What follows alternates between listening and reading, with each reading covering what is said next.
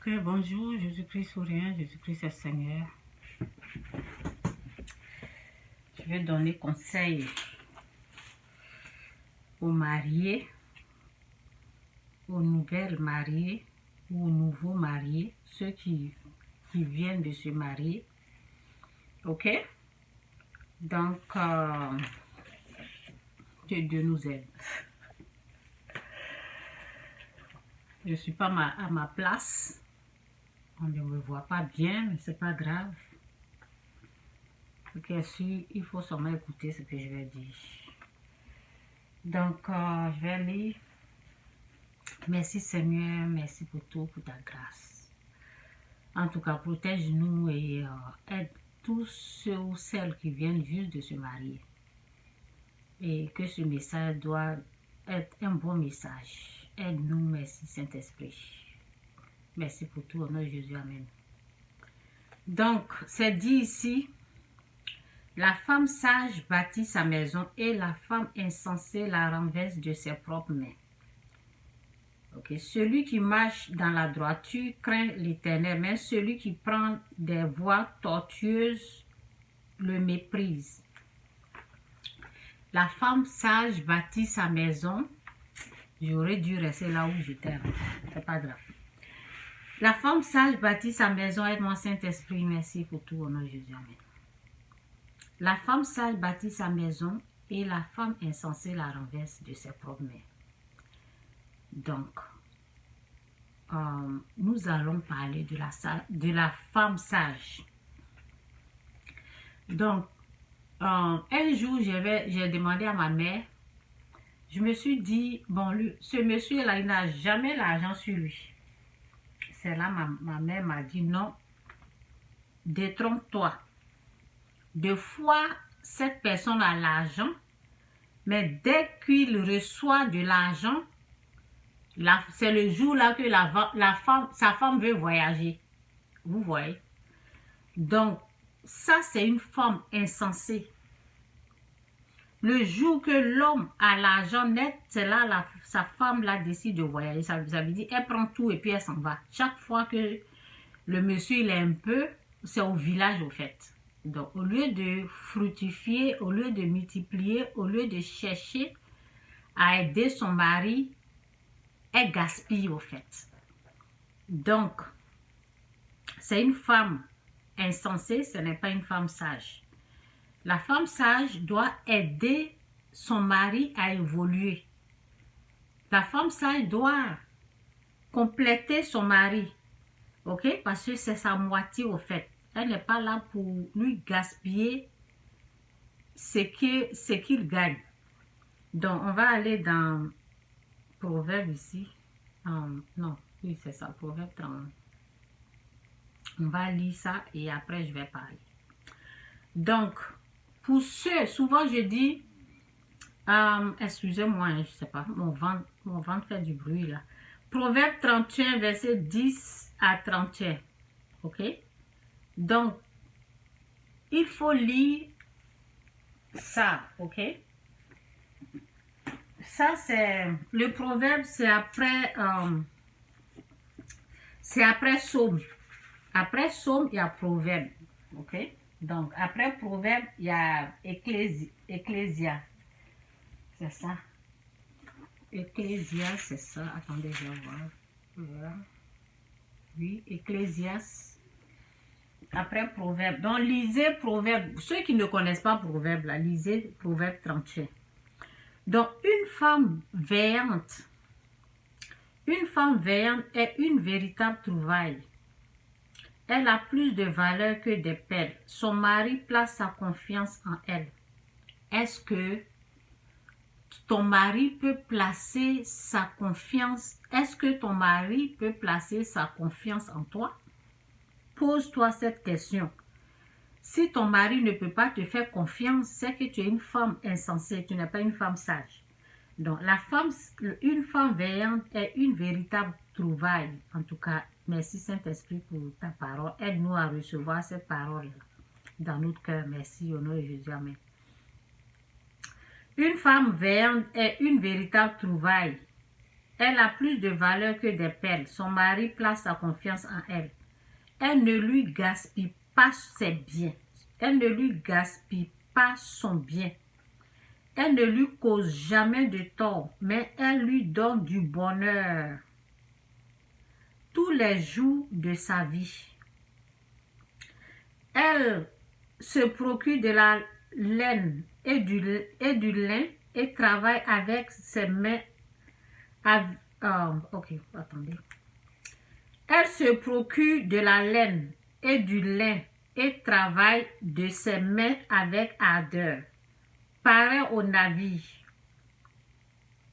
marchand. Elle amène de loin sa nourriture. Elle se lève avant le jour, prépare le repas de sa famille et distribue à ses servantes leur travail. Après avoir bien réfléchi, je ne suis pas trop à l'aise ici, là. En tout cas, que Dieu me fait grâce parce que je me suis déplacée un peu ici, là. C'est pas grave.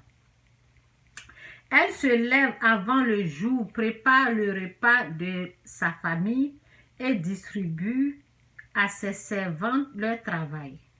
Après avoir bien réfléchi, elle achète un champ et plante.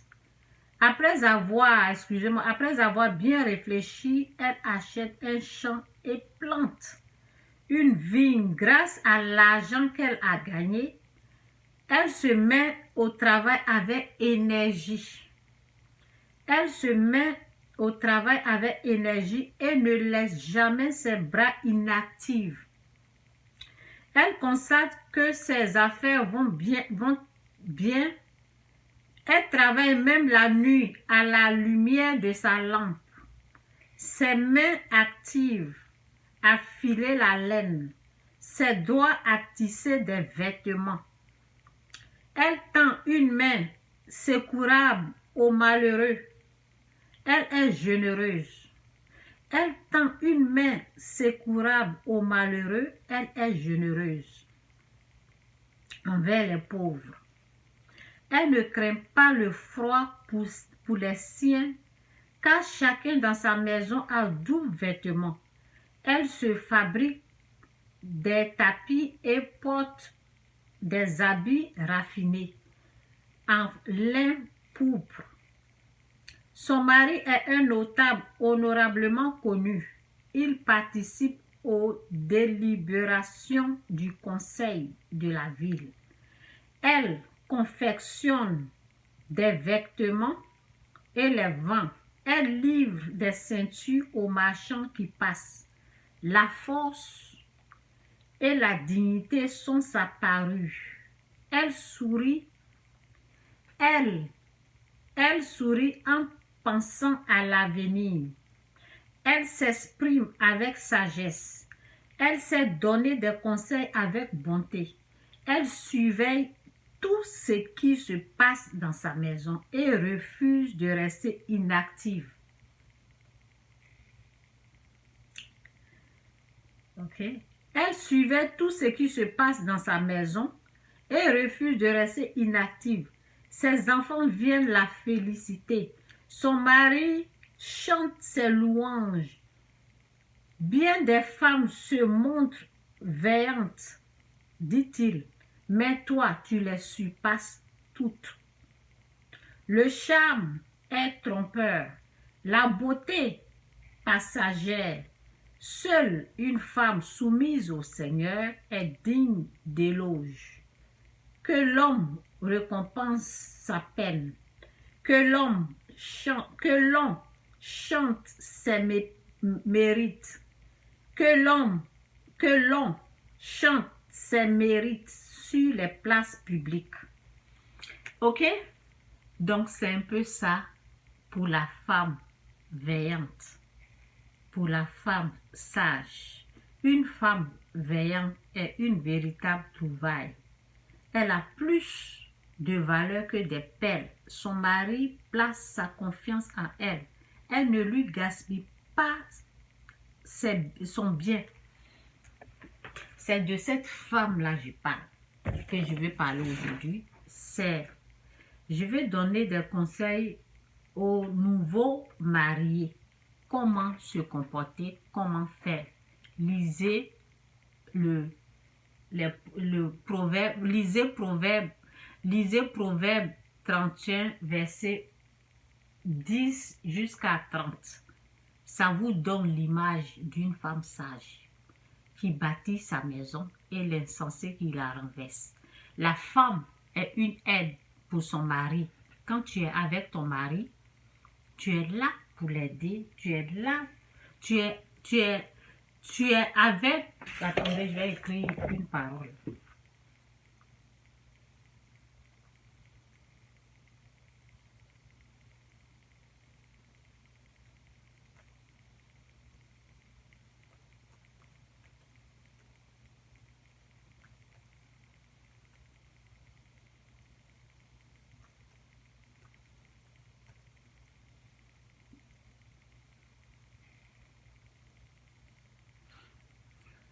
Ok, c'est écrit dans Proverbe 18, verset 22. Celui qui trouve une femme trouve le bonheur.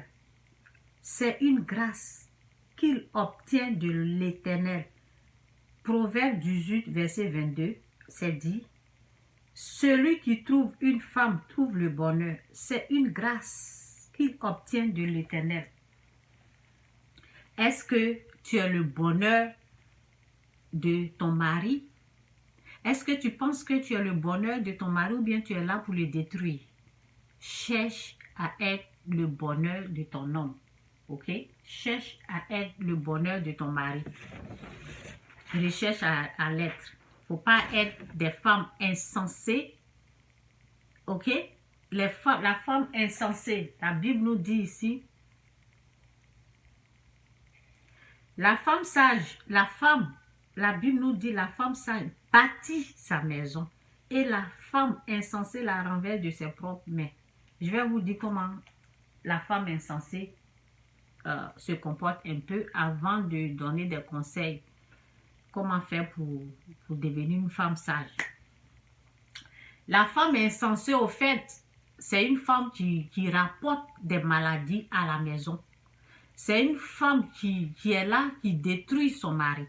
Ne sois pas cette femme. C'est une femme qui va gaspiller les biens, l'argent de son mari, au lieu de l'aider à évoluer. C'est une femme qui sort de gauche à droite, qui a les jambes faciles en l'air, qui est une femme où elle habite. Ça veut dire tous ceux qui habitent là, la connaissent sexuellement. Ça, c'est une femme insensée. Une femme insensée qui se comporte comme ça. La femme insensée est toujours chez les marabouts en train d'envoûter son mari. Ne sois pas cette femme-là. Ok? Sois ce que la Bible dit. La femme sage bâtit sa maison. Ok? Sois cette femme sage qui bâtit, sois une aide pour ton mari. Donc, je disais que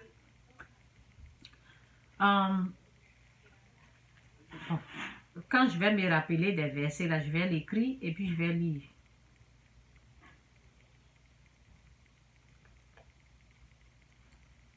Ok, donnez-moi une seconde.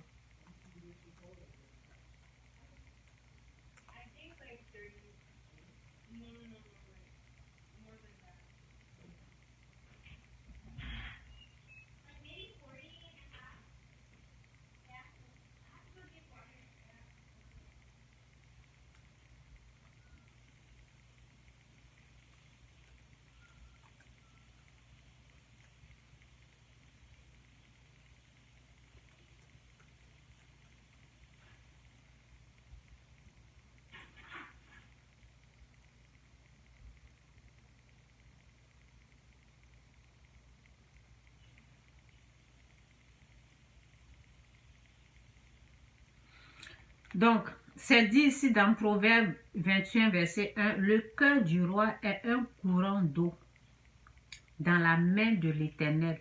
Il l'incline partout où il veut. Le cœur du roi est un courant d'eau dans la main de l'Éternel. Il l'incline partout où il veut. Ça veut dire Dieu contrôle le roi. Donc ton mari là, Ok?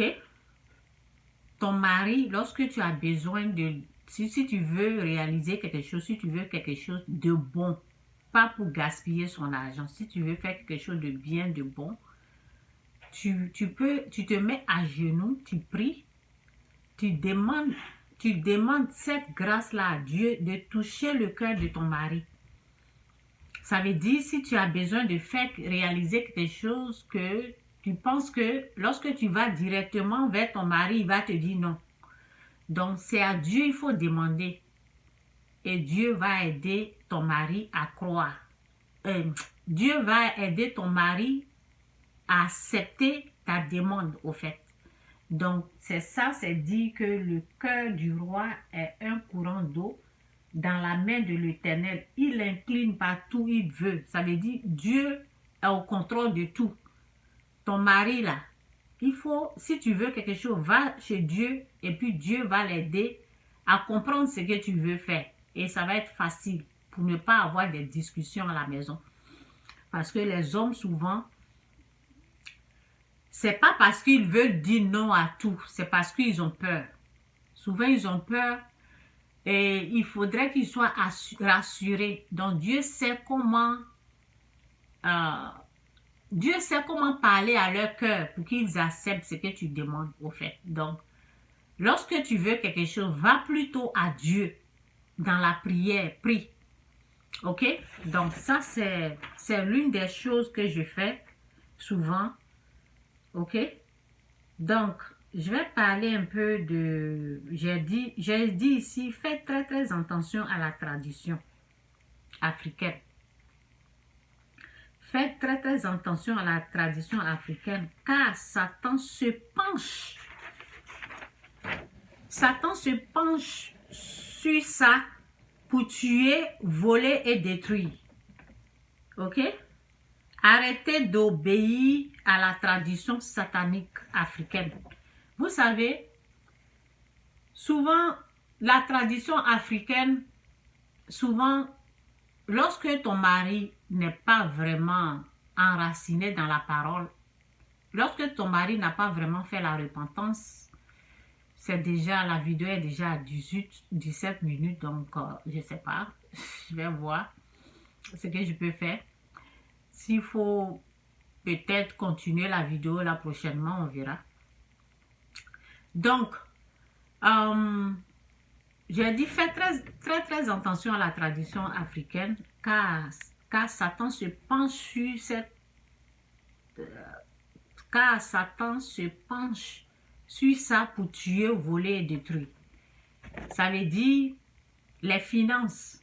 Parce que si ton mari n'est pas bien sauvé, là, s'il n'est pas sauvé, s'il n'a pas donné sa vie à Dieu, si c'est toi ceux qui est chrétien, si lui, il refuse d'obéir à la voix de l'Éternel, si tu es la seule personne qui est en train de aider ton mari à se réveiller, là, il faut écouter ce que je suis en train de dire. Il y a des choses dans la tradition, il ne faut pas accepter ça dans ton couple. Il y a des choses qu'il faut refuser. Donc, pour cela, si ton mari est ancré dans la tradition africaine, si lui, il respecte tous les lois, les principes de la tradition africaine, satanique au fait, parce que la tradition africaine est basée sur le fétiche. C'est moi, je vous parle. La tradition africaine est basée sur le fétiche. Ça veut dire, c'est le fétiche qui a donné naissance à la tradition africaine. Donc, tout ce qu'ils font là, ça provient du fétiche. C'est moi, je vous parle. Adoration. Il y a des adorations qui sont sataniques. Parce que adoration d'eau, rivière, bois, les adorations idolâtriques. Ok? Les adorations idolâtriques. Idolâtres. Ok? C'est de ça que je parle. C'est ça qui est la tradition africaine. Où on a déjà initié ton mari dedans ou bien ta femme dedans et puis elle obéit à ses prescriptions à 100%. Donc, quand vous êtes mariés, là, il y a ça. Vous allez... Il y a des gens qui obéissent à ça parce qu'ils sont initiés dedans. Donc, si tu vois que ton mari respecte à tout ça, là, la meilleure façon, c'est le jeûne et la prière. Parce que tu ne peux pas le forcer. Tu ne peux pas lui dire ne fais pas ça, ne fais pas ça. Non, non. Tu travailles ensemble avec Dieu. Tu jeûnes. Jeûne sec. Tu fais les jeûnes. Laisse le Saint-Esprit, si tu es une vraie chrétienne, laisse le Saint-Esprit te guider et tu rentres dans le jeûne et prière pour que Dieu puisse délivrer ton mari dans cette tradition satanique africaine. Ok? Parce que lorsque j'ai dit ici, j'ai dit fais très très attention à la tradition africaine car Satan se penche. Satan se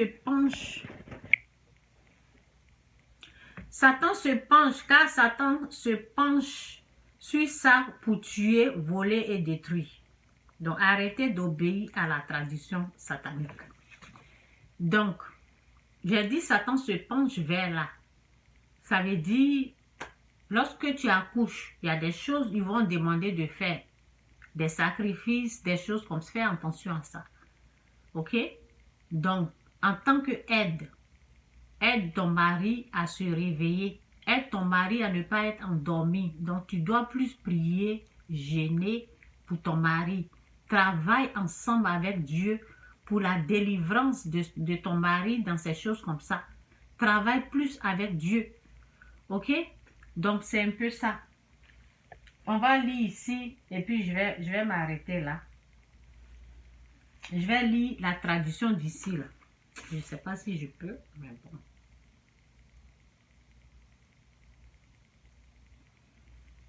Je sais pas, je vais sûrement repartir dans ce que je lisais et puis je m'arrête là. Si vous avez des questions, si vous avez d'autres choses à me dire, vous pouvez me poser des questions. Oui, c'est ça, l'adoration. Ok. Donc, je vais lire ici et puis je m'arrête là. Alors, ok, ça c'est l'adoration et tout. Donc, on va lire. Alors, Dieu, parce que j'ai dit ici, faites très très attention à la tradition car Satan se penche sur ça pour tuer, voler, détruire. La parole dit le voleur ne vient que pour tuer, pour voler, tuer et détruire. Donc, à travers la tradition africaine, Satan peut vous voler comment? Les biens.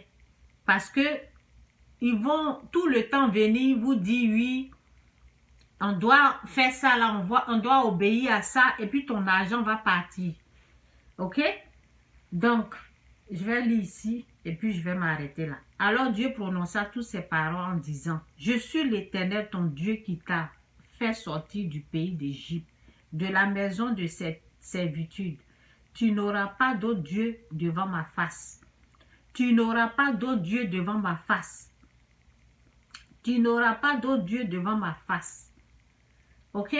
Et puis j'ai parlé d'adoration. J'ai dit quand vous êtes les nouveaux mariés, faites attention à l'adoration, à la tradition africaine. Parce que Satan se penche sur ça. Souvent vous ne le savez pas. C'est plus dans la tradition. Les gens vont dire oui, il faut faire des sacrifices ici, sacrifices. En tant que chrétien, on n'est plus dans ces choses comme ça. Quand je parle de ça, je parle aux vrais chrétiens. Ok? Donc, tu n'auras pas d'autre Dieu devant ma face. Tu ne feras point d'image taillée, ni de représentation quelconque. Des choses qui sont en haut dans les cieux, qui sont en bas sur la terre, qui sont dans les eaux plus bas que la terre. Tu ne te prosterneras point devant elles, et tu ne les serviras point, car moi, l'Éternel, ton Dieu, je suis un Dieu jaloux. Tu punis l'iniquité des pères sur les enfants jusqu'à la 3e ou la 4e génération. Ceux qui me haïssent. Et qui fait miséricorde jusqu'à 1000 générations à ceux qui m'aiment et qui gardent mes commandements. Ok? Tu ne prendras point le nom de l'Éternel, ton Dieu, en vain. Ceux qui disent, ce pour rien du tout là, il dit, bon, en anglais, il y a des gens qui disent my gosh. Ou bien ils utilisent le nom de Jésus, tu es en train de te tirer, tu dis, ah, Jésus, c'est quoi ça? Ou bien tu es en train de t'amuser, le nom de Jésus, tu utilises le nom de Jésus en vain, quoi. Tu ne prendras point le nom de Jésus, ton Dieu, en vain. Car l'Éternel ne laissera point puni celui qui prendra son nom en vain. On appelle Jésus quand on est en danger. On prononce le nom de Jésus quand on est en danger. Tu ne vas pas prendre le nom de Jésus pour jouer avec.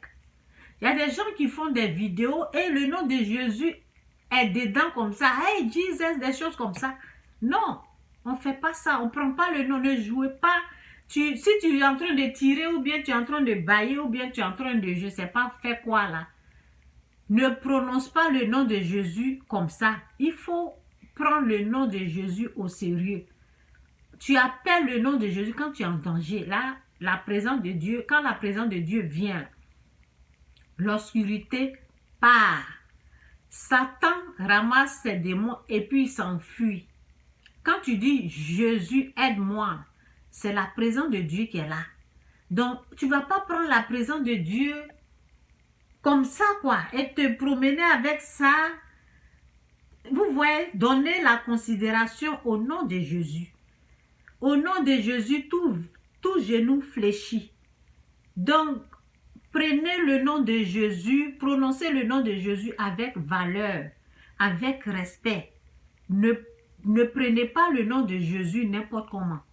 Vous avez compris, mon peuple périt par manque de connaissance. Aujourd'hui, tu as entendu, avant, tu n'avais pas cette connaissance-là. Donc, c'est pour cela que tu disais le nom de Jésus comme ça. Tu prononçais le nom de Jésus. Fais attention à ça.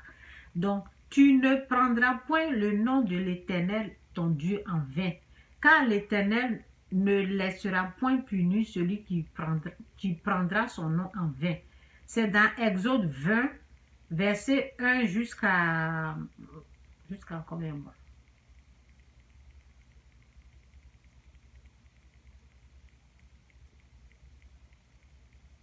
Jusqu'à 7. Ok, je m'arrête là. Ok, c'est un peu ça. Que Dieu vous bénisse. Si vous avez des questions, posez-moi. Bye.